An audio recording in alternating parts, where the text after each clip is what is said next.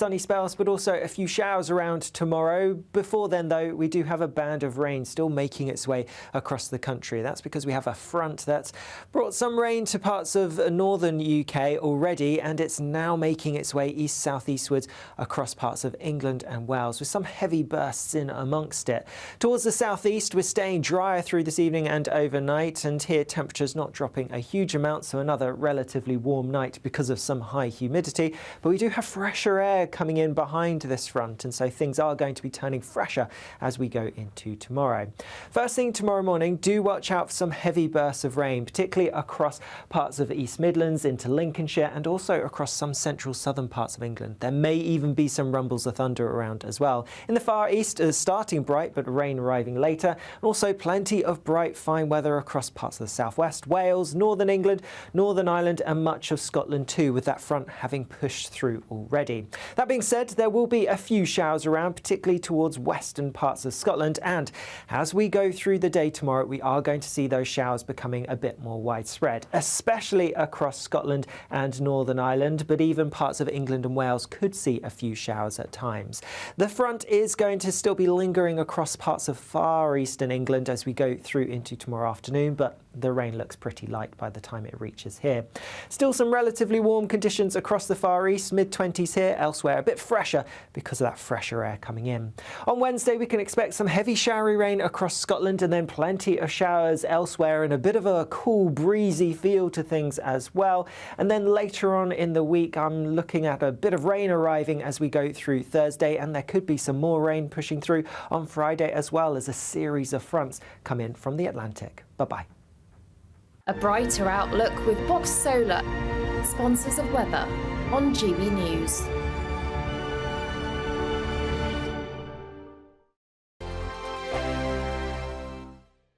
We could be calling you with the news that you've won our latest Great British giveaway, an incredible £30,000 in tax-free cash. David from Kent was our last big winner. Listen to what he had to say about getting that winning call. Hi, I'm David from Kent and I won £15,000 and it couldn't have come at a better time. I was gobsmacked. What have you got to lose for what it costs? In fact, I've done it again this week, so I'd recommend it to anybody. For another chance to win £30,000 in tax-free cash, text CASH to 63232. Text costs £2 plus one standard network rate message. You can enter online at gbnews.com/win. Entries cost £2 or post your name and number to GB07 PO Box 8690 Derby DE1 9TT. UK only. Entrance must be 18 or over. Lines close at 5 p.m. on the 30th of August. Please check the closing time if listening or watching on demand. Good luck. Good afternoon, Britain. Your lunchtime update on the stories that matter across the UK. From breaking news and insightful analysis, inspiring stories and lively debates. You're comparing yourself to a former Prime Minister. Which is it? Stay informed, stay updated, stay entertained. I just don't know how anyone would not want to be there. Every weekday from midday, We are Good Afternoon Britain, only on GB News. Britain's news channel. Join me, Camilla Tominey, for a frank and honest discussion with those in power that cuts through the spin and gets to the heart of the issues shaping our nation. You haven't confirmed that you want to stand as leader, but you haven't ruled it out either. This report basically says that he's not fit to stand trial. Is he indecisive? Incompetent? I deliver the dose of reality Westminster needs. That's the Camilla Tominey Show at 9:30 every Sunday on GB News, the People's Channel, Britain's news channel. If you want your news to be straight talking... This is a nightmare for the Conservatives again. Down to earth. It's not just Nottingham where this is happening, is it? And most importantly, honest. Hard-working, middle-class taxpayers, they'll get the book thrown at them. Then catch me, Martin Daubney, Monday to Friday, 3 till 6 p.m. on GB News, Britain's news channel. I'm Bev Turner. Thank you for joining us on GB News, the People's Channel, Britain's news channel. I'm Patrick Christie's. Every weeknight from 9, I bring you 2 hours of unmissable, explosive debate and headline-grabbing interviews. What impact has that had? We got death threats and the bomb threats on. As time passes, she could have said storm. You made my argument for me. My guest and I tackle the issues that really matter with a sharp take on every story. Went everywhere. Something practical could be done. Or I can become something different. Patrick Christie's tonight from 9 p.m. only on GB News, Britain's news channel.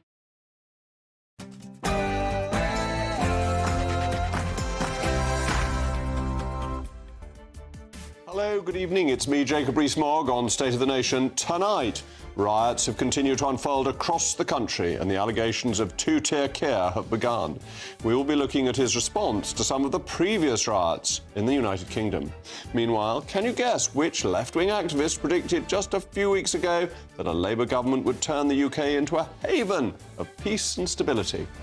Labour's march through the institutions has begun as it begins to roll back the Tory agenda, including keeping 66,000 civil servants on the payroll, all funded by you. Plus, the government is being taken to court over its decision to repeal a law promoting freedom of speech in universities. Could we be facing the end of free speech? State of the Nation starts now.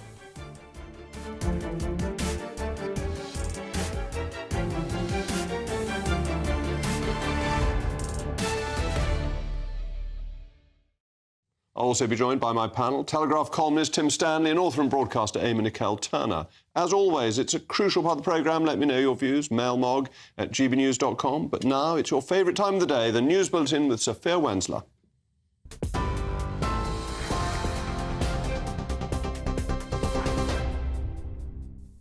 Jacob, thank you. Good evening. It's 1 minute past 8. I'm Sophia Wensler in the GB newsroom. 378 arrests have been made over the past week in relation to the unrest as disorder continues across the UK tonight.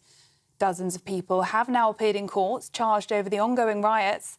Justice Secretary Shabana Mahmood said those involved in far-right thuggery should expect to face the full force of the justice system. Meanwhile, Merseyside police have said that one child remains in hospital after the stabbing attack in Southport, which sparked the riots. Families gathered at a vigil today, a week on from the murders of BB King, Elsie Stanku and Alice De Silva Aguirre. Earlier, the Prime Minister warned those inciting violence across England could face prison time following the week of unrest. The police, I'm absolutely clear that we will have the officers we need, where we need them to deal with this disorder. And that is why the standing army has been set up, specialist officers ready to be deployed to support communities. On the question of prisons, firstly, we're monitoring it on a daily basis. I'm appalled that we've been put in this position by the previous government, that is even a discussion, it's even a question that you have to ask me. But we will make this work and ensure that we've got the places that are needed to bring the perpetrators swiftly to justice. In Birmingham, tensions are high tonight, where it appears some crowds of Muslim men are gathering in response to the ongoing unrest. In footage circulating on social media, hundreds of men can be seen taking to the streets. It's understood the Muslim community of Bordesley Green in Birmingham have gathered to protect their local mosque. Police Commissioner Sir Mark Rowley has apologised after he knocked a news journalist's microphone out of his hand this morning. In a statement, he said this is a distraction from the critical events we're dealing with. It was agreed with the Prime Minister that he would provide an update afterwards, and it was not my place to speak publicly, he said. In an effort to move the microphone out of my path, I'm sorry that I knocked it to the floor. That was never my intention. Meanwhile, several countries have issued safety warnings for their citizens in the UK due to the riots. Nigeria, Malaysia and Australia have sent out alerts telling people living or visiting the UK to stay away from demonstrations. And former England cricketer and coach Graham Thorpe has died at the age of 55. He played 100 tests for his country in a 13-year international career. The England cricket teams remembered him as one of the finest ever and beloved member of the cricket family. Those are the latest GB News headlines for now. I'm Sophia Wensler, more in an hour. For the very latest GB News direct to your smartphone, sign up to News Alerts by scanning the QR code or go to gbnews.com/alerts.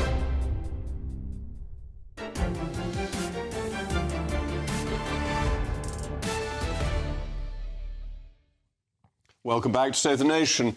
The allegations of two-tier care have begun. But is it true? Well, Keir Starmer's first speech following the initial Southport riots last week was bold and robust. I can announce today that following this meeting, we will establish a national capability across police forces to tackle violent disorder. These thugs are mobile. They move from community to community. And we must have a policing response that can do the same. And I should add, the Prime Minister was right to take this approach. The hooligans and yahoos we have seen causing havoc on our streets deserve to face the full force of the law. However, how did Sir Keir respond during a similar round of riots just a few years ago? Oh, that's right, he took the knee to the Black Lives Matter mob, as did the now Deputy Prime Minister, Angela Rayner. And it wasn't just senior Labour politicians either. Who could forget the time this police officer cowed to the mob too? Yet this question of two-tier policing is clearly sensitive. This was Metropolitan Police Commissioner Sir Mark Rowley leaving today's Cobra meeting when asked by a Sky News journalist about two-tier policing. Are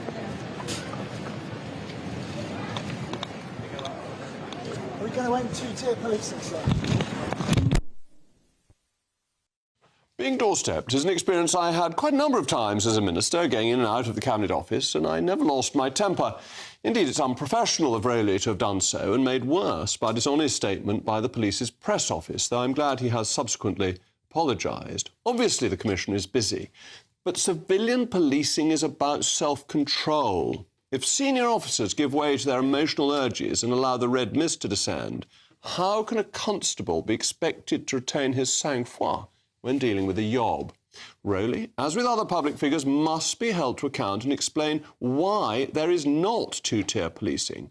Why, for instance, did the police stand by when Colston's statue was pulled down in Bristol, an event that was followed 2 days later by Sir Keir taking the knee, giving the strong impression that he was in favour of that type of disorder? Why were the Sarah Everard protests aggressively policed when the Black Lives Matter ones were handled with kid gloves?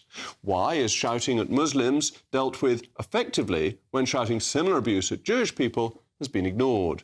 The police stood by as Colston's statue was torn down and boasted of a successful approach to policing. On that day, the rioters won. So although there may be no intentional double standard, it is the impression that counts. Equally, why does the Metropolitan Police now appear to take orders from Number 10 with Sir Keir as the incumbent, but when Suella Braverman was Home Secretary, it made it clear that she could not give orders as the police are rightly independent of political control? Rioting is always wrong, and justice must always be done. Let justice be done, though the heavens fall. As ever, let me know your views, mailmog@gbnews.com. But I'm joined now by Ian Atchison, Senior Advisor at the Counter-Extremism Project. Ian, thank you very much for coming in. Not a great look for Sir Mark Rowley today. Well, I'm surprised. I've only just seen some pictures of the apology that was put out, that an apology had to be put out at all. I mean, these are people who are involved in dealing with something that has the shape of a national insurrection. And they're busy police officers. He probably shouldn't have lost his temper, but I think, you know, we can extend him a bit of latitude at the moment. Do you think we can, actually? I'm afraid I thought the whole impression was wrong. First of all, he's turning up to a meeting with the Prime Minister and he's half-dressed. Where's his coat? Where's his tie? Has he got no respect for the office that he holds and the man he's going to see? Then he snatches a microphone out of somebody's hands and said he was pushing it out of the way to get past, which clearly isn't true.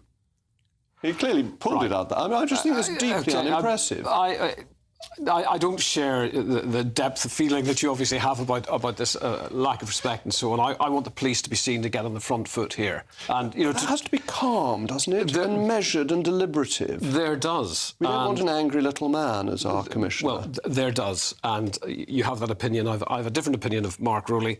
But just to, you know, get back to the point about two-tier policing, if I may.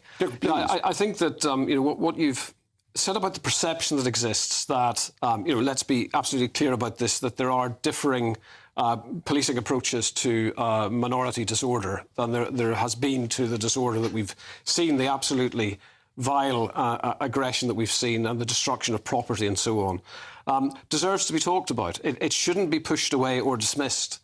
But at the same time, what I've got to say is, I've been looking at some research that's been done about rates of arrest, comparative rates of arrest around the policing, for example, of the pro-Gaza marches and other forms of protest. And in fact, in some of those marches per capita, the rate is higher in terms of arrest. Now, what you might say is, well, orders are given about who can be and should be arrested. And it's absolutely clear that, British policing is based on the model of policing without fear or favour. And I think the vast majority of cops do that. But you also have to police to pragmatism. And when you're policing a massive parade of, 700,000 people through central London, you have to apply some common sense to how you intervene in disorder. It's different in different contexts. I'm sure that's right. And I don't want to be excessively critical of Rayleigh, because I accept that as Commissioner of the Police, he's got huge pressures on him. I think it's important to have self-control, but some people do lose their temper from time to time. And I accept your point, but that's why they need to come out here and be held accountable. That's why, actually, when he's asked questions, he should say there is not two-tier policing, because of exactly the way you put it, in a measured and informative way, and that we need that accountability. Well, look, I don't think the government have covered themselves in glory in terms of how the communications have been handled, right from the atrocious massacre in the nursery school in Southport onwards, where you had the police acting with almost indecent haste to say this could not be terrorism connected. And then the Home Secretary, I believe, a couple of days later, actually contradicting that to some extent, or muddling the picture by saying counter-terrorism policing is still involved. And it created an immediate perception that people were, whether it's true or not, that people were having the wool pulled over their eyes. And that then has accelerated to a position where some of the malign actors, including people lying on sun loungers in Greece, have used this model to create even further reason for people to go out and commit atrocious acts of violence. And it's where you want openness, and that the more they respond and answer questions, the more information they give. I thought it was very important that the suspect was named as early as possible, because the more people know, the more they realise the conspiracy theories are stupid. Yes, and, the old adage of the lie going twice around the world before the truth has its boots on. I think there is an issue with the state comms in its entirety here that needs to be addressed, because it did create a very unfortunate impression that was then exploited, as I say. And saying that the suspect was from Cardiff, which made it sound as if it was, somebody whose family had always been in Wales. And actually, if they'd said he was from Rwanda, the vast majority of people from Rwanda, over 95%, are Christian. So it would have made it would have actually been quite safe to say that the family were from Rwanda. I mean, the police are obviously under a great deal of pressure, time pressure, to deal with an incident with multiple fatalities, and the rights and the feelings of the victims must be taken into consideration as well. But I do think there was an unfortunate chain of events which did not help the exploitation then of people who are on the extreme right.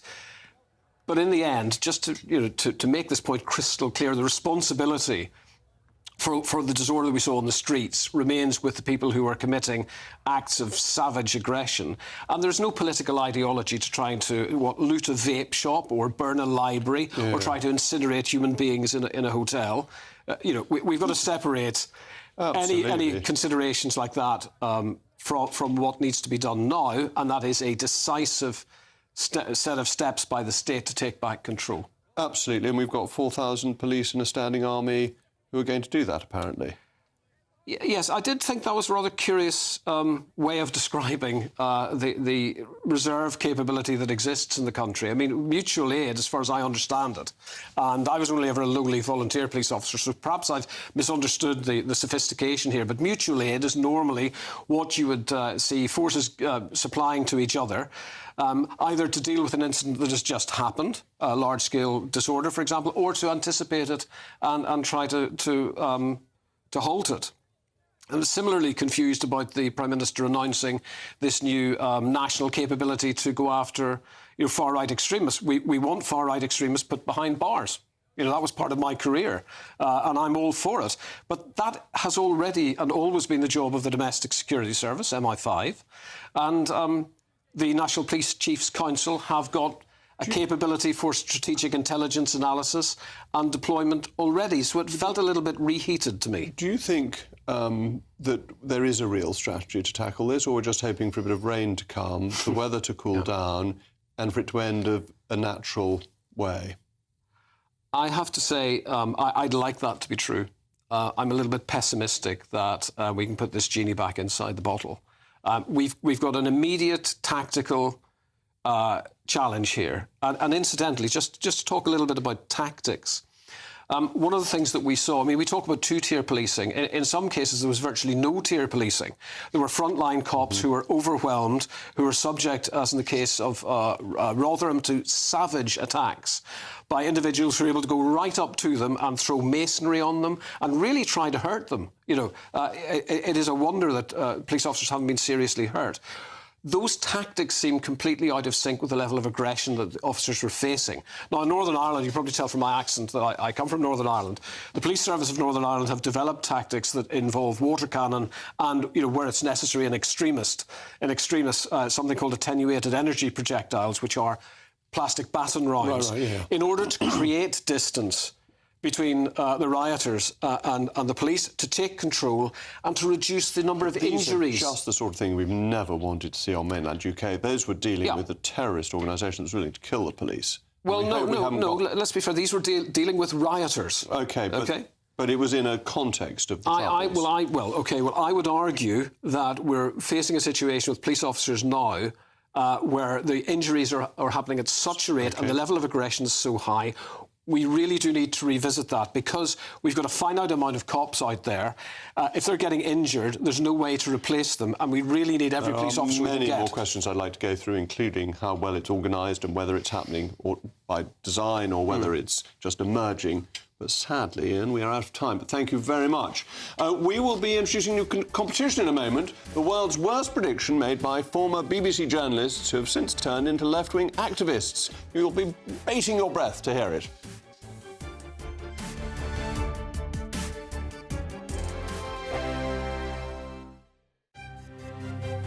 GB News Breakfast. Every day from 6 a.m. Football and gambling can go hand in hand and cause long-term problems.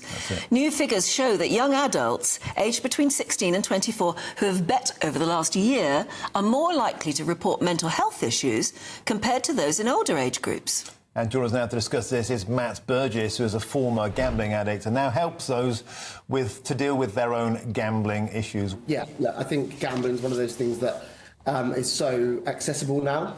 Everyone's got a kind of mobile phone in their pocket, walk around with a kind of 24-hour casino, if you like. So I think it's really important that people realise that we have to sort of recognise that that is a month of quite condensed gambling, and we don't want people to sort of carry that on into their everyday life, because that's when it can become really risky and it can become addictive. I had no idea, though, that it was linked to first-time gambling. For the first time, people might be able to pick up and have a go.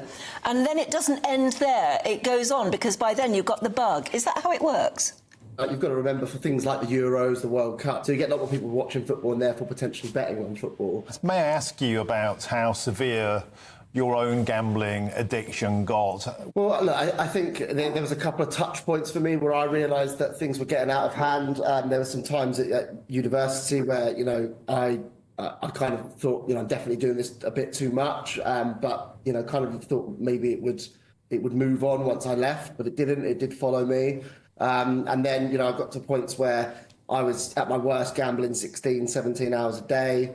I was spending huge amounts of money. It can spiral out of control very, very quickly, and that was the important thing that we want to highlight is, you know, what can start as fun can become very, very dangerous in a sense.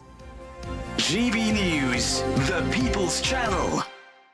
Weekdays on GB News. Wake up to breakfast every day from 6 a.m. Followed by Britain's newsroom at 9:30. At noon, it's Good Afternoon Britain. Followed by Martin Daubney from 3 p.m. Only on GB News, the People's Channel, Britain's news channel.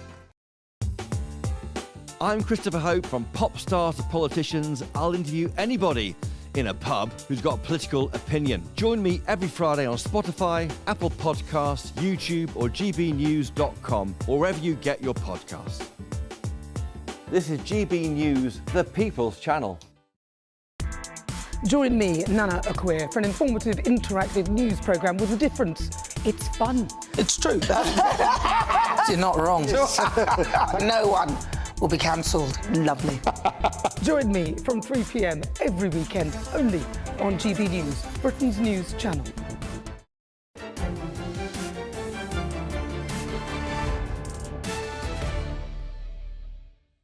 Well, welcome back. I'm still Jacob Rees-Mogg, and we're talking about two-tier care, and the mail mogs have zoomed in. Alan says, violence of any sort is unacceptable. It appears, though, that police have allowed counter-protests to take place and create polarised tensions.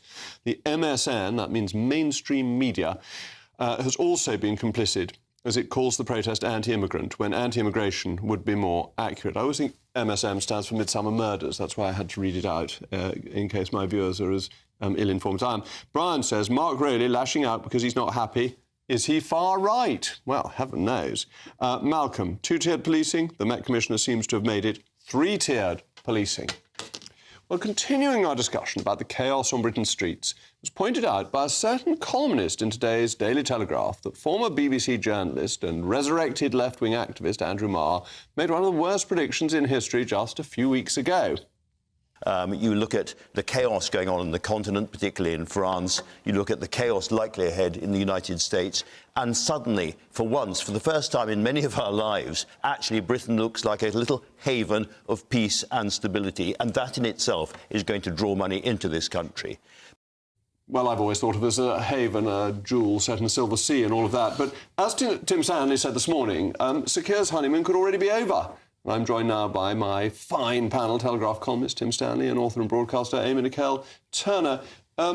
Tim, we're nice and stable. It's all absolutely marvellous. It's going swimmingly for this new socialist government who are now the grown-ups are in charge. I love Andrew. I'm not going to criticise Andrew. I understand what he meant. And remember that Keir himself began on the steps of Number 10 by talking about unity, and lots of people joke that he sounded like a vicar. The plan was to bring the country back together. But not only has that not happened, but they've had to make some really difficult financial decisions, which are going to hurt a lot of people, like cutting the winter fuel payment, like they not haven't had to make them. They decided to give enormous payments to doctors. They would and say so on. they had no choice. But either way, they've made a series of controversial choices which have affected his ratings, but also his... OK, I think he's responded to the riots in a very Keir Starmer, efficient and, I hope, effective manner. What did you call him in your column? What did I call him? Steely Karma or something? No. It's a silly pun. I call him Sir Steer Calmly, right? So he was Director of Public Prosecutions in 2011, and in a sense, this is exactly the person, if you're a technocrat, that you want to have as Prime Minister when something like this kicks off. DPP, he was prosecuting more journalists than they were in Iran at that time. He was He's in charge when 2011 authoritarian. happened. OK, but let me just finish my point. He was in charge in 2011 when this last happened, so you get the sense with him that if something goes down, he knows who to call, he knows what buttons to press to make things happen. The problem is that being Prime Minister is not just about that. It's also about using rhetoric that pulls the country back together. And there is a feeling about Keir Starmer that, first of all, by saying it's a far-right thing, although I think, of course, much of it is, but by saying that, he may actually have thrown a little fuel on the fire. But also, there's a feeling that he comes from the very class which has, over several decades, reduce respect for the police, undermine the authority of the state, and encourage this kind of disorder, because I can't get that image out of my head of him kneeling for the Black Lives Matter. And this is really important because Black Lives Matter was an organisation, a Marxist organisation, that wanted to defund the police. So it's a bit ridiculous when Sir Keir Starmer now says, I'm a great friend of the police. Defund the police doesn't mean literally take away funding from the police. It means police reform. It means putting more funding into It means take away money from the police, makes them have less money. It absolutely doesn't. Doesn't mean it's get rid about of the police restructuring altogether. the police. I think we've learned from the last few years that the police is a little bit inadequate in this country, mainly In this because country? there's certainly not enough The whole of them. Black Lives I think Matter the was an response to the American. riots has been, we've seen that there just aren't enough police to respond to what's going on at the moment. So I don't think Black Lives Matter were completely wrong when they said we need to restructure the police. They didn't say that. They said defund. You can't turn defund into reform. Defund does not mean get rid of the police. It means take their money away. It doesn't. It means restructure the police. So he was on the side of people who wanted to defund the police, This and is now just he's all on their nonsense. side. Keir But he Starmer was also the wants to give Director them... of Public Prosecutions following the London riots. He dealt with the London riots completely efficiently and demonstrated just how good a job can be done to solve this problem. Does he still think he's DPP? Because he seems to be trying to tell the police what to do, which constitution isn't correct. I think that he's no, he's not. He's not at all. He came out of that press conference and said, this is what I've told the police to do, pretty much. I think he's going to give instructions to the police as a You're not allowed to. the Prime Minister. No, I think that's the least we can expect. the police are operationally independent. That may be the case, but I think the public would have something to say if he didn't give instructions when to the Stella police. Braverman, as Home Secretary, was saying to the police that she wanted them to do certain things, Sir Mark Rowley made absolutely clear last year that the police are operationally independent, and quite rightly so. You brought up Suella Braverman, though, because can you imagine if she was our Home Secretary this week? It would have been a nightmare. Oh, and notice, I think the riots would be over in 5 minutes. If it wasn't for Suella Braverman... She'd have gone in there herself with her umbrella. We potentially wouldn't even be seeing what we're seeing today. This is a Home Secretary that referred to migrants as an invasion. It's that type of inflammatory, incendiary rhetoric that has got these people in the States to act the way they are today. OK. Look, I think it's half and half. I do think that everyone on the centre-right, whenever this sort of thing happens, we pause and we do think, did I contribute to this? I mean, Jacob, you read out a comment from a viewer there who said that these riots are not anti-immigrant, they're anti-immigration, or these protests. When you set fire to a hotel that's used by asylum seekers, you're anti-immigrant. You're anti-individuals, that's right. Exactly. Yes. So I think all of us have to, of course, pause and think about this. But I think those who have overseen a general policy of allowing in large numbers of people, sometimes against the will of host communities, I think those people have also got to pause and ask themselves, have I created a situation as well? But there's been dishonesty. There's been dishonesty because it was never an invasion. If you take the numbers that came over, it would divide up to about 113 people per constituency. To call it an invasion, a national crisis, a national emergency, has been misleading from the start. So that's why I think people are furious with politicians. I haven't called it an invasion. But it is also dishonest for parties repeatedly to run for elections saying they will reduce immigration, and then under their watch, it actually goes up. And that dishonesty breeds distrust, because these riots point to people not just thinking that the country, nothing works, but also feeling that the state is actively against them and the media is helping to lie and to cover things up. But you're taking it quite a long way then to say that they feel the only thing they can do is riot. And I think we're overcomplicating this. The fault isn't with Suella Braverman. It's not with Sir Keir Starmer. It's with the rioters. It is with evil people who try and burn down hotels. Yes. And we, as Conservatives, we always dislike the excuse that people commit crime because they're poor. Yes. We're now, some people on the right are saying they commit crime because they've been lied to. That just isn't good enough. And They've that's committed naive crime about because they're human criminals. nature. And that's naive about human nature. Conservatives, unlike Liberals, are usually big on saying, look, human beings, this is what motivates them. And you know what? Some people enjoy a good ride. Right, and personal responsibility is crucial. Yeah. So, speaking of left-wing activists, the chief executive of Hope Not Hate, Nick Lyles, might have made a bit of an error when he spread misinformation online recently, claiming that someone had acid thrown at him during some of the recent riots. But it was only the other day that the Home Secretary said she would crack down on those spreading misinformation online. So will this apply to left-wing activists as well as those on the right? Well, back to my panel. I'm not actually too censorious of people making mistakes online because I think it's part of free speech. But the Home Secretary and indeed the Prime Minister want people who say things online that are wrong to be prosecuted. So should we have this Hope Not Hate man up in front of the beak? I don't think the Hope Not Hate man is a good example of the misinformation that we've seen. Why not? He said acid was thrown. He was clearly trying to say that worse things were happening that were happening. He was very, very quick to also say that it didn't happen when Doesn't it got matter the once it's information. up. There's still This some poor lady, thoughts well, not that- necessarily poor lady, who said something very stupid about the terrible, terrible murders.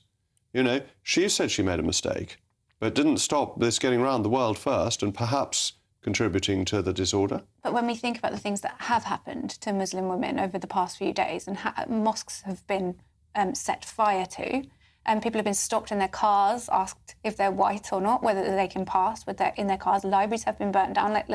We don't need to focus on this very small example Well, of I think we misinformation. do because surely misinformation, whether it's from the left or from the right, is equally problematic. And if you prosecute one set, you should prosecute the other set. When we've got the situation at the moment with the state of social media and the amounts of misinformation, thinking about the original tweet about Southport that sparked this whole situation, that was the information about the boy who committed the That's right, and being watched murders. by the security service, And all of which was nonsense. All of that was false. I think we need to get some perspective. But this sort of and thing focus makes it on- worse too, saying that acid has been thrown. It just heightens tension. And if you're going to have laws that say you can't say things online, then you have to clamp down on this lefty as well as on people who say other things that are clearly wrong. There's an element of hypocrisy because Hope Not Hate would be the first organisation to jump on someone spreading misinformation of another variety. I would rather things weren't turned into laws. I think there should be a general rule that if someone makes a mistake and they immediately say, as this person has, I'm sorry, I shouldn't have said that, I got that wrong, then society ought to accept it. I don't see why everything has to But it depends go on the immediately intention, though, doesn't it? to the His law. intention was to tell the truth, and then he made a mistake, and No, then he it isn't. apologised. Hope Not- Whereas Hope the Not Hate intention is of a a lot of the political misinformation that's organisation being put out that's- by You the see, far that's right very, at the Amy, moment that's is very interesting that you run to his defence and say his intention was to tell the truth, therefore it's of a different sort of moral category. Absolutely. I suspect you wouldn't say that of Suella Braverman. If Suella Braverman shared a bit of misinformation if she made online... a mistake and then promptly apologised, I would feel exactly the No. same. Do you think her It's the motivations would be the intention same? of the people on social media who are setting out to manipulate Not people Hate's with main their motivation information and is to cause make violence. Hope Not Hate's main motivation is to make people hate Conservatives. Yeah, that's what it aims to do. So I think his motivation is base, bad, and mean. No, I think you're being a bit paranoid. But why are people even sharing things that aren't entirely verified by a good media organisation like GB News or the Daily Telegraph? Why are they even sharing things? I don't understand why human beings have turned themselves into media nodes. Oh, yes. They've been, People with big platforms putting the word was shot, breaking. when Trump was shot, I rarely use Twitter nowadays, but when Trump was shot, I went on it just to see if anyone knew anything that I didn't, or the New York Times or the Telegraph didn't know. And I just watched in astonishment for 2 hours as I was told sheer fantasy and nonsense by people who knew nothing about it But whatsoever. this is what we're not dealing a with news now. source. Everybody thinks they are a newspaper now. Everyone Yes. with a slightly large following on Twitter And people thinks also they feel, are a source. and people also feel the need to make statements as though they're the Foreign Secretary. So people put out statements saying, I personally condemn these riots, and it's just, John in Bradford. Who cares that he personally condemns these riots? I don't care that I do. But it's so strange that everyone now has become this sort of political activist online. Isn't it, though, what people have just done in ordinary conversation, and now they do it online, and we just take online too seriously? No, if you get someone like Elon Musk tweeting that there is a civil war in the UK, that's incredibly dangerous. No, it's not. Seeing Nobody some of the believes screen that. some of the screen grabs of the lists of migrant hotels being circulated through social media. I mean, this is so dangerous. That's what comes to making secrets start with. Anyway, coming up, the socialist march through the institutions as they begin to roll back the Tory agenda. What are they planning next? Or not planning?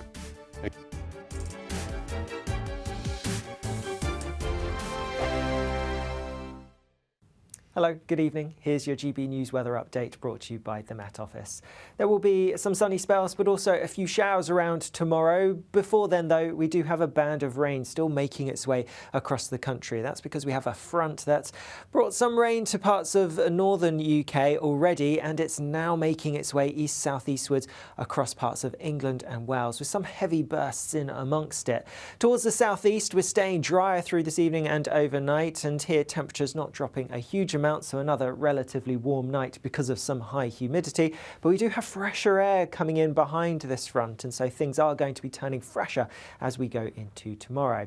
First thing tomorrow morning, do watch out for some heavy bursts of rain, particularly across parts of East Midlands into Lincolnshire and also across some central southern parts of England. There may even be some rumbles of thunder around as well. In the Far East, starting bright but rain arriving later, and also plenty of bright fine weather across parts of the southwest, Wales, northern England, England, Northern Ireland and much of Scotland too, with that front having pushed through already. That being said, there will be a few showers around, particularly towards western parts of Scotland, and as we go through the day tomorrow, we are going to see those showers becoming a bit more widespread, especially across Scotland and Northern Ireland, but even parts of England and Wales could see a few showers at times. The front is going to still be lingering across parts of far eastern England as we go through into tomorrow afternoon, but the rain looks pretty light by the time it reaches here. Still some relatively warm conditions across the Far East, mid-20s here, elsewhere a bit fresher because of that fresher air coming in. On Wednesday we can expect some heavy showery rain across Scotland and then plenty of showers elsewhere and a bit of a cool breezy feel to things as well. And then later on in the week I'm looking at a bit of rain arriving as we go through Thursday, and there could be some more rain pushing through on Friday as well as a series of fronts come in from the Atlantic. Bye-bye. Good afternoon, Britain. Your lunchtime update on the stories that matter across the UK. From breaking news and insightful analysis, inspiring stories and lively debates. You're comparing yourself to a former Prime Minister. Which is it? Stay informed, stay updated, stay entertained. I just don't know how anyone would not want to be there. Every weekday from midday. We are Good Afternoon Britain, only on GB News. Britain's news channel. Join me, Camilla Tominey, for a frank and honest discussion with those in power that cuts through the spin and gets to the heart of the issues shaping our nation. You haven't confirmed that you want to stand as leader, but you haven't ruled it out either. This report basically says that he's not fit to stand trial. Is he indecisive? Incompetent? I deliver the dose of reality Westminster needs. That's the Camilla Tominey Show at 9:30 every Sunday on GB News, the People's Channel, Britain's news channel.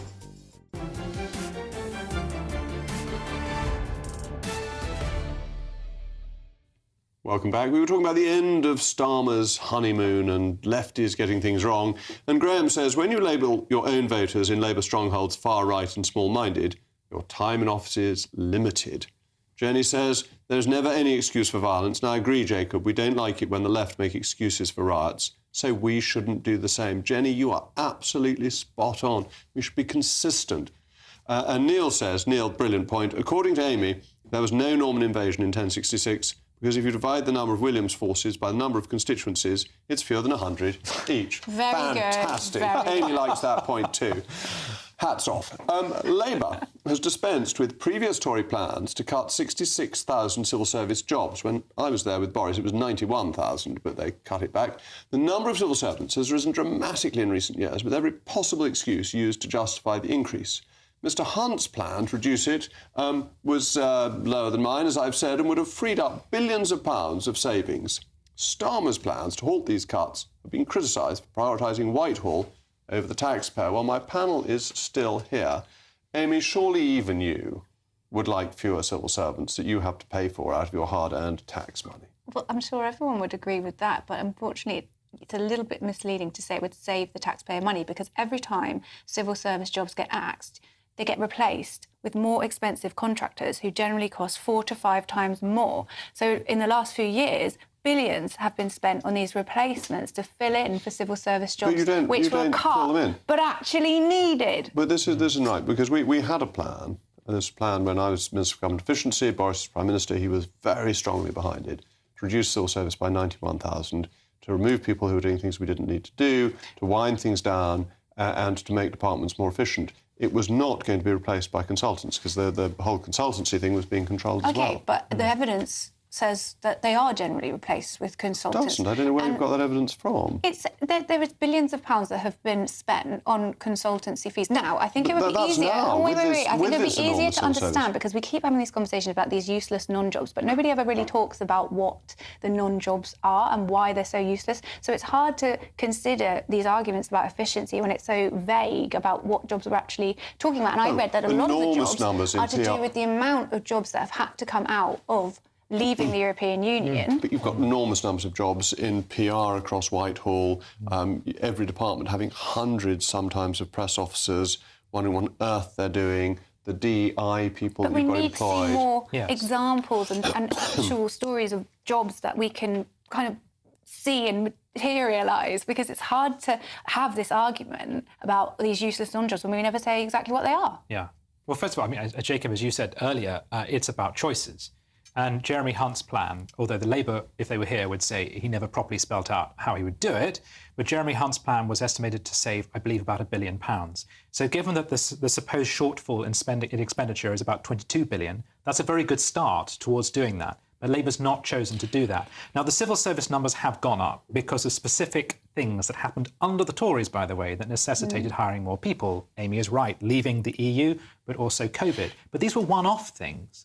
Why don't those numbers come down again? Well, they don't come down because this is a government which is going to expand the capacities of the state. The state's going to be doing more things. So it would make no sense at all, and I'm not for this, I'd love to get rid of them, because I think the state should do less. But Labour's plan is for the state to do more. Ergo, it kind of makes sense that they're not going to cut the civil service numbers. But it's about choices. One of the easiest way of getting rid of people post-Brexit was simply not doing things that the EU used to do, that we don't need to do. Well, you could say that, but then equally, Brexit has scaled up the scope of the project in that you have new red tape, not necessarily the same, but Brexit has created more work. We had the retained EU law bill, which unfortunately got watered down, but the retained EU law bill would have got rid of thousands of EU laws, and if you got rid of thousands of laws, you could have got rid of tens of thousands of civil servants implementing them. And also, the new government is planning to create new quangos. So you've got the nationalisation of rail, you've got a new public sector power company, you've got the new skills initiative, and my personal favourite is the growth board, because, of course, wealth can only be created if a committee first agrees that it should be created. So given the government's expanding all these things, which is a series of choices, at the same time, by the way, as taking away benefits from pensioners in order to do those things, it's no surprise that the number of civil servants is going to go up. And this is what people have to understand. This is not a classically socialist government. It's really a managerialist government. It's about doing what we already do, but doing more of it. That's the philosophy behind the Labour people. Our country could work much better if we only spent more money and hired more people to do what we've been doing for a long time. But I know you pushed back on this, but I'm not wrong when I say that the government do employ contractors to do the jobs. Yes, it does. Yes. No, but not to do jobs you've just got rid of people to. Every time a politician tries to spin a headline to say, I'm tightening the belt, I'm saving taxpayer money, it actually ends up costing the taxpayer more. Because you employ consultants to do things you don't have the expertise to do. So you employ consultants on HS2 because you don't have a whole range. So you can't have. You employ consultants to look at our nuclear submarine fleet because you don't have projects that close. That's right. That's right. But the other thing is productivity. Public service productivity has declined since 1997. And with people working from home, people unable to get through to HMRC because they're never in the office, this is a serious problem. But people. You always talk about this working from home, reflecting in productivity, but most research about working from home always comes back and says that people are more productive and work longer hours from home. Only in the first few weeks. There was a very good piece by Dan Finkelstein on this that explained when people change working patterns, for the first few weeks, productivity goes up, and then it falls off, and working from home falls off then quite a bit. Either way, if we're gearing up for higher taxes, then I want my civil servants, if they are insisting upon employing more, to work in the office, and by the way, to wear bowler hats and black suits. Jolly good. That's the best point. Now we're finishing on that point because that's brilliant. Bowler hats and proper suits. Thank you to my panel. In a moment, we'll be discussing how the government is being taken to court to stop it encouraging the cancel culture in universities.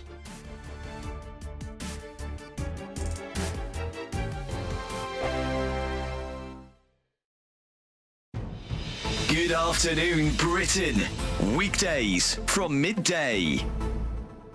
An employment tribunal has found that a senior lawyer telling a legal secretary that she looked nice created an intimidating environment and made her feel violated. Well, she's won her sexual harassment suit, so is saying someone looks nice acceptable in the workplace anymore? Well, joining us now to debate this is political commentator Christine Hamilton, who thinks it should be, and author and journalist Rebecca Reid, who thinks making comments like these are unnecessary. OK, Rebecca, why is it unnecessary to tell your colleague they look nice? Well, how somebody looks at work shouldn't be particularly important or relevant, but I think my issue here is that it's used as a sort of dismissive way to make women feel silly for complaining about things. Like, oh, it's just saying you look nice, why does it matter? But we all know there are different ways of saying things, and if you are an older man in a position of power, looking a woman up and down and saying, oh, you look nice, in a lascivious tone, which, as far as we know, is quite possibly what happened, that's not acceptable. That's not workplace appropriate, and it would make somebody feel uncomfortable. Christine, she's right, Rebecca, isn't she? It depends how it's said. If you've got someone who's sleazy saying, oh, you look nice, you're going to be a bit off-put, aren't you? Yes, we don't know whether this was said in a lascivious tone or not. And as far as I can see, this particular case, the boss went too far and he did a lot of other things as well. But what worries me is that the Tribunal has ruled that just saying you look nice could be included as sexual harassment. Now, I think that is ridiculous. Realistically, women don't make these accusations for fun. Women don't make these accusations to be difficult. They do it because they've been made to feel unsafe or unable to work in a certain place. GB News, the People's Channel. I'm Patrick Christie's. Every weeknight from 9, I bring you 2 hours of unmissable, explosive debate and headline-grabbing interviews. What impact has that had? We got death threats and the bomb threats on. As time passes, she could have saved Storm. You made my argument for me. My guests and I tackle the issues that really matter with a sharp take on every story. Went everywhere. Something practical could be done. Or I can become something different. Patrick Christie's tonight from 9 p.m. only on GB News, Britain's news channel. Good afternoon, Britain. Your lunchtime update on the stories that matter across the UK. From breaking news and insightful analysis, inspiring stories and lively debates. You're comparing yourself to a former Prime Minister. Which is it? Stay informed, stay updated, stay entertained. I just don't know how anyone would not want to be there. Every weekday from midday. We are Good Afternoon Britain, only on GB News, Britain's news channel.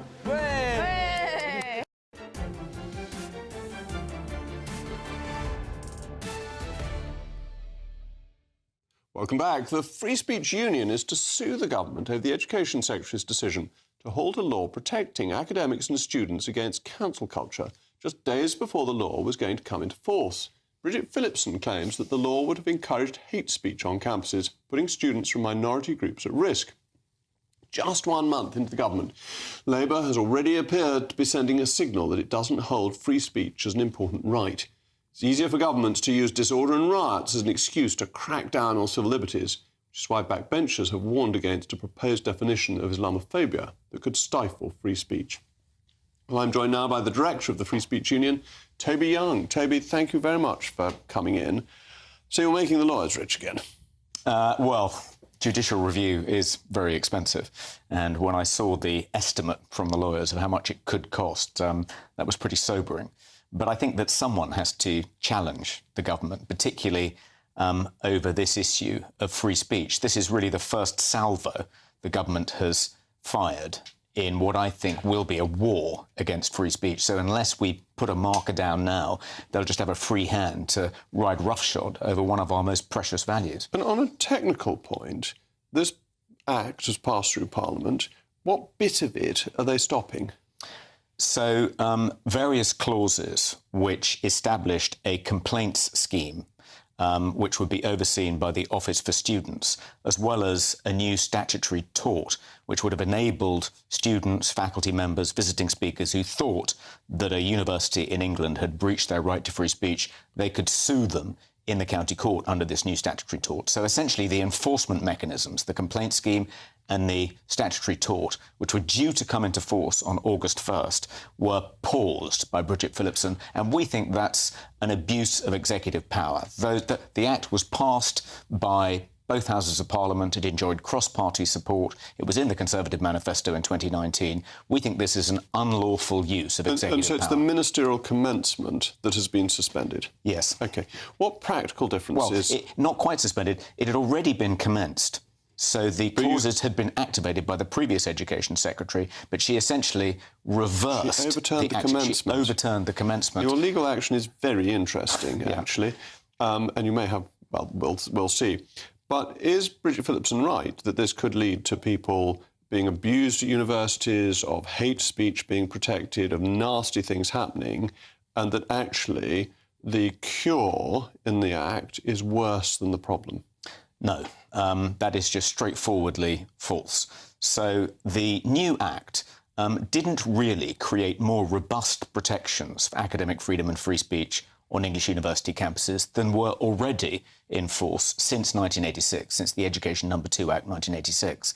What it did was it created these two enforcement mechanisms, what Bridget Phillipson has torpedoed, and those protections hadn't in the past protected hate speech on campus. They don't take priority over the legal duty to prevent terrorism being promoted on campus, and they don't take priority over the duty of universities to protect students from harassment. But if those protections are already there, and there seems to have been a bit of a pushback in favour of freedom of speech at some universities anyway, wasn't this just setting up a bureaucratic apparatus that Conservatives should be against, another quango set of regulations and bother for universities that would have been expense? I don't think so. The protections were already there, but because it was so difficult to hold universities' feet to the fire and make sure they kept faith with their own commitments to free speech in their policies, the only way to do that was via judicial review, which I've discovered is extremely expensive, time-consuming, cumbersome, difficult. These enforcement mechanisms that were created by the new Act were much easier to use, and it would have been much easier, therefore, to make sure universities did honour their commitment and didn't break it as often as they had in the past. Now, as you've announced this, we've obviously got the row on freedom of speech in relation to online messages, the row about whether the far right are stoking crime and rioting. To what extent is it sensible for a government to try and stop crime being promoted online? And to what extent is the cover of riots something that governments use to clamp down on freedom of speech? It's absolutely typical, I'm afraid, for the authorities to blame free speech whenever there's an outbreak of civil disorder and to use it as an excuse to clamp down on free speech. So in the Brixton riots, 1981, pirate radio was blamed for fomenting that disorder.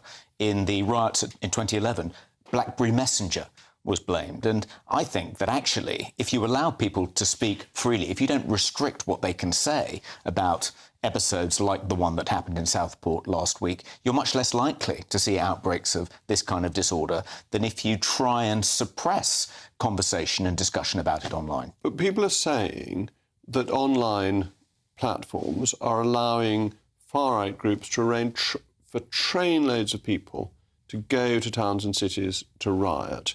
If that's happening, surely it's something you would want to crack down on.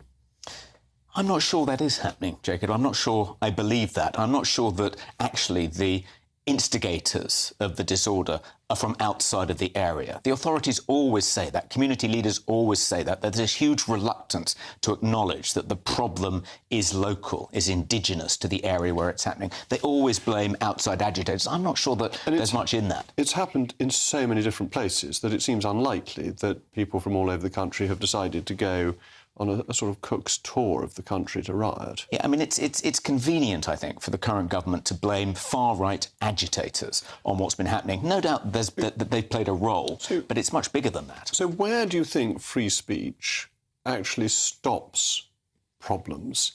Because if you don't allow people to, say, go and write here on the internet, or if you don't allow people to put hateful comments up, doesn't that help clamp down on it? What would your approach be to openness in government, in policing, and why do you think that would stop the problem or reduce the problem? Well, my position is the same as that of a Supreme Court justice called Louis Brandeis, who in the 1920s came up with what's known as the counter-speech doctrine. The best way to counter misleading, false or harmful speech, including hate speech, is more and better speech, not enforced silence. And one reason for that is not just because we have a right to free speech and often we can't trust the authorities to get it right when they identify certain speech as misinformation or hate speech. It's also because it's counterproductive. It has the opposite of its intended effect. And maybe the best illustration of this was that in the Weimar Republic in the 1920s, the Nazi Party was banned. Nazi Party newspapers were banned. Hitler was prevented from speaking in various German states. That enabled the Nazis to pose as martyrs, as people the authorities were scared of. It gave them a kind of glamour that they might otherwise not have had. Much better to rebut that kind of thing in the public square rather than force it underground. And you and I will remember Spycatcher being banned in the 1980s, and the more it was banned, the more copies came in from the United States and people were desperate to read it. So if you ban something, you make it exciting, illicit, and if you actually allow people to challenge it and tell the truth, then you destroy the lie that is going around the world. Absolutely. I mean, I think a good example is what happened in Hartlepool, which, after an interval, triggered the disturbances in Hartlepool. We saw last week there was, in fact, a terrorist attack on a pensioner by a pro-Palestinian Muslim, and that was suppressed at the time. Had it not been, I don't think we would have seen those disturbances. OK, thank you very much, Toby. Up next, Patrick Christys. Patrick, you're back. I hope you had a nice week last week. Yes, I did, but yes, quite the news agenda today. We intend to do it all, actually. Is it two-tier Keir? And if he's planning to call everyone far-right and hope that the problems go away, then he's got another thing coming. There's an ongoing incident involving what appears to be young Asian men kicking off in Birmingham. Labour's Jess Phillips has tried to justify another incident in Plymouth. We've got it all tonight. We'll be taking you to those scenes. Stay tuned. Well, that'll be very exciting. I'm back tomorrow at 8 o'clock. I'm Jacob Rees-Mogg, and the weather in Somerset's gearing up for the Clutton Flowers Show on Saturday, which I'll be opening. A brighter outlook with Box Solar, sponsors of weather on GB News. Hello, good evening. Here's your GB News weather update brought to you by the Met Office.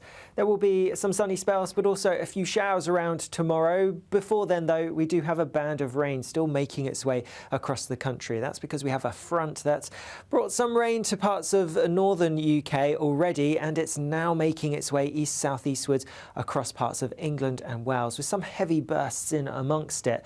Towards the southeast, we're staying drier through this evening and overnight, and here temperatures not dropping a huge amount, so another relatively warm night because of some high humidity. But we do have fresher air coming in behind this front, and so things are going to be turning fresher as we go into tomorrow. First thing tomorrow morning, do watch out for some heavy bursts of rain, particularly across parts of the East Midlands into Lincolnshire and also across some central southern parts of England. There may even be some rumbles of thunder around as well. In the Far East, starting bright but rain arriving later, and also plenty of bright fine weather across parts of the southwest, Wales, northern England, Northern Ireland and much of Scotland too, with that front having pushed through already. That being said, there will be a few showers around, particularly towards western parts of Scotland, and as we go through the day tomorrow, we are going to see those showers becoming a bit more widespread, especially across Scotland and Northern Ireland, but even parts of England and Wales could see a few showers at times. The front is going to still be lingering across parts of far eastern England as we go through into tomorrow afternoon, but the rain looks pretty light by the time it reaches here.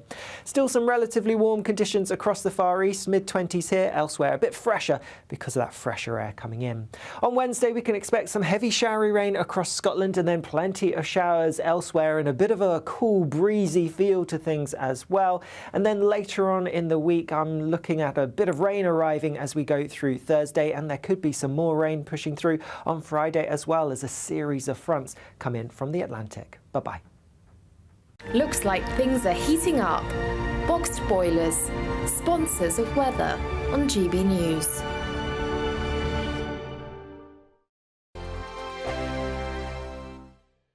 Don't miss out on your chance to win a whopping £30,000 in tax-free cash to spend however you like. It's extra cash that could really make a difference to your coming year. You could find yourself on that holiday you've always wanted to take, buy that treat that always seemed out of reach, or just send some of those day-to-day financial stresses packing. £30,000 could be yours. For another chance to win £30,000 in tax-free cash, text CASH to 63232.